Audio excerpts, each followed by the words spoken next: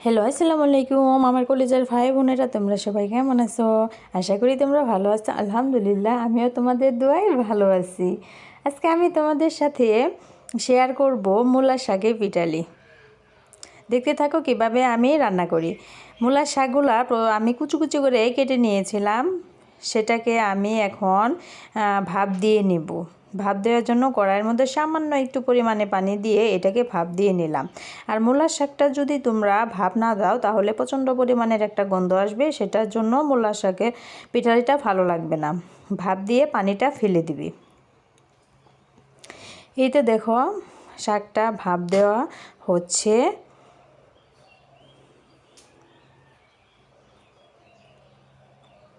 এদিকে আমি একটা কড়াই নিলাম।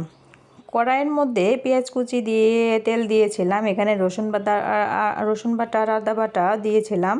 এখন লবণ দিব, মানে যে মশলাগুলো আমরা সাধারণত তরকারিতে খাই, যেমন হলুদ, মরিচ, লবণ, সস, কাঁচামরিচ, সেই মশলাগুলো দিয়ে ভালো করে পানি দিয়ে কষিয়ে নেব। মশলাটাকে কষানোর জন্য সামান্য একটু পরিমাণ ঢেকে দিলাম। এই তো দেখো আমার মশলাটা কত সুন্দর কষানো হয়েছে। মশলাটা কষানো হলে দেখতেও ভালো লাগে, তরকারিটাও খেতে ভালো লাগে। এখন আমি এখানে 2 পিস মাছ দিয়েছিলাম, সেই মাছটাকে ভালো করে কষিয়ে নেব। সেখানে একটু সামান্য পরিমাণে পানি দিলাম যাতে মশলাটা কড়াইয়ের সাথে না লাগে। এখন আমি আবারও মাছটাকে ঢেকে দিলাম। এই তো দেখো আমার মাছটাকে উল্টিয়ে পাল্টিয়ে দিলাম। তারপরেও মাছটা যাতে কাঁচা না থাকে তার জন্য আমি ভাবলাম আর একটু সময় কষাই, তার সাথে শাকগুলাকে ভালো করে মশলাটার সাথে কষিয়ে নেব।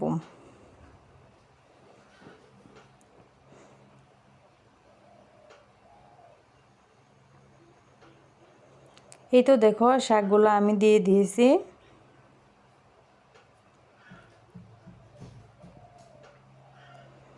এটাকে এখন মশলাটার সাথে নেড়ে চেড়ে মিক্সড করে নেব, তাহলে খেতে আরও ভালো লাগবে। যদি মিক্সড না করেই তোমরা যদি পানি দিয়ে দাও তাহলে মশলা আর শাকের সাথে মিক্সড হবে না, তখন তরকারিটা খেতে ভালো লাগবে না।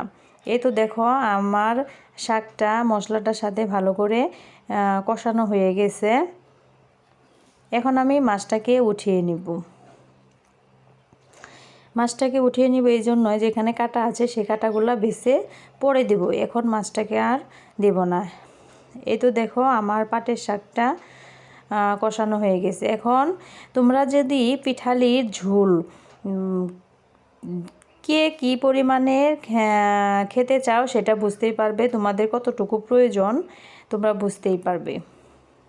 ঝোল দিয়ে দিবে। এই তো দেখো ঝোল দেওয়ার পর আমার পানিটা বলক হয়ে এসেছে। এই পিঠালির পানিটা প্রচণ্ড পরিমাণের গরম করে নিতে হবে, জাল দিতে হবে। আর এটা যত জাল হবে রান্নাটা তত মজা লাগবে।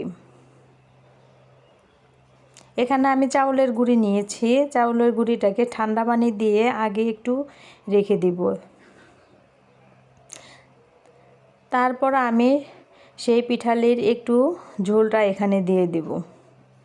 ঠান্ডা পানি আগে দিলে কি তোমার চাউলের গুঁড়িটা আর দলা পাকায় না। অনেকে গরম পানি একবারে দিয়ে দেয়। গরম পানি যদি তুমি একবারে মিক্সড করো চাউলের গুঁড়ির সাথে তাহলে সেটা মানে দলা দলা পাকায়, খেতেও ভালো লাগবে না।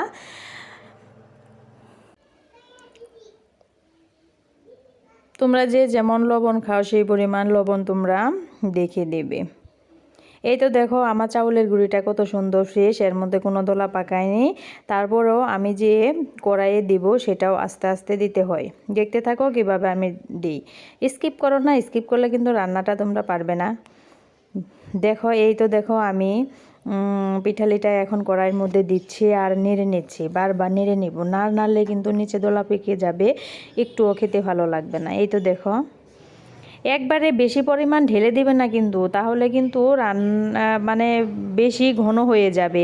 আস্তে আস্তে একটু করে দিবে আর নাড়বে, একটু করে দিবে আর নাড়বে। কারণ হলো তোমার চাউলের গুঁড়িটা একটু একটু করে সিদ্ধ হলে আরও ঘন হবে, তার জন্য একটু করে নেড়ে নিবে আর দেখবে। এই তো দেখো আমার পিঠালিটা কেমন হয়েছে। এটাকে আমি এভাবেই রাখবো, কারণ ঠান্ডা হলে আরও ঘন হয়ে যাবে।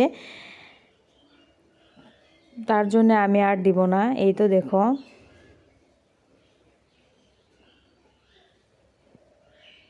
এটাকে একটু নাড়তে নাড়তে যে আরেকটু জাল হবে আর আরও ঘন হয়ে যাবে, জাল হবে আরও ঘন হবে।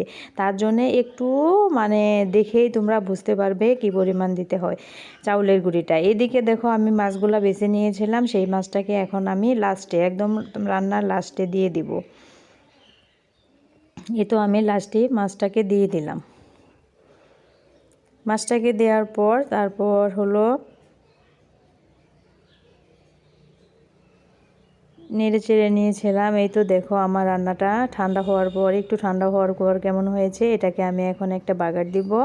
রসুন কুচি দিয়েছি, এখন আমি পেঁয়াজ দিলাম, দেখো তেল দিলাম, তারপর এখন আমি জিরা দিয়ে দিলাম।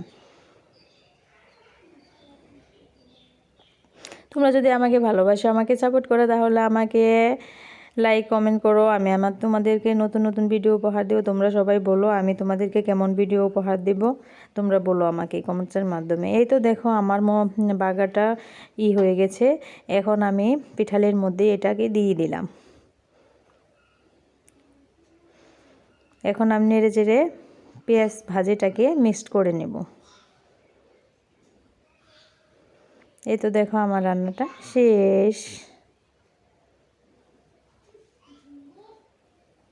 এই তো দেখো আমি এখন নামিয়ে নিয়েছি। এটাকে খেতে অসম্ভব মজা লাগে, এটা আসলেই অনেক মজার একটা জিনিস। তোমরাও ট্রাই করো, তোমরাও খেয়ে দেখো, অনেক মজা।